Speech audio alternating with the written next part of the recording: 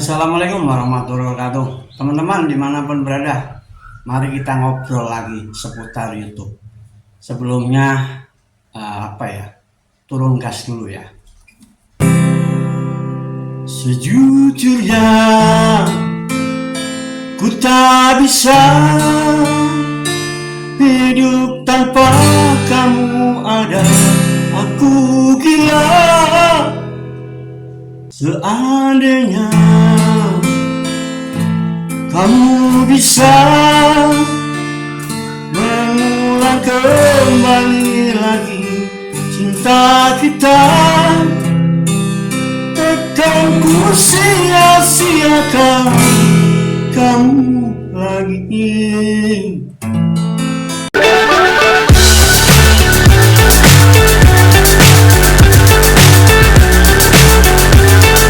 Assalamualaikum warahmatullahi wabarakatuh. Teman-teman dimanapun berada, mari kita sama-sama belajar kembangkan strategi dengan efektif dan efisien. Let's go.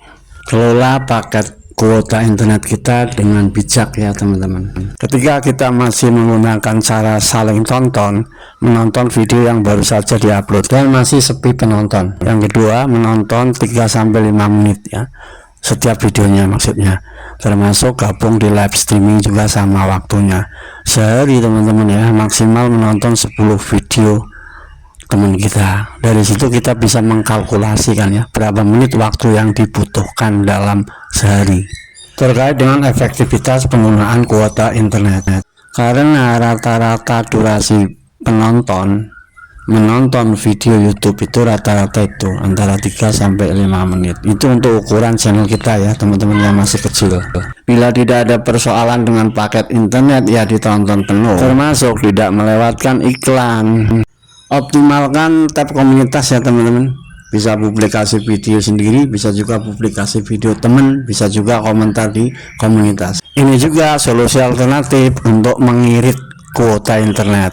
Mari lanjutkan teman-teman, jangan sepotong-sepotong ya.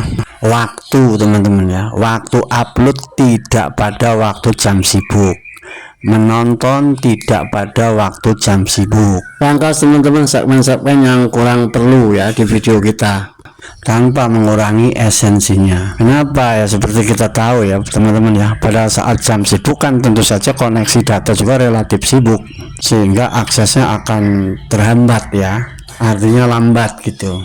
Apalagi kalau kita tinggal di posisi yang area koneksi datanya kurang stabil ya.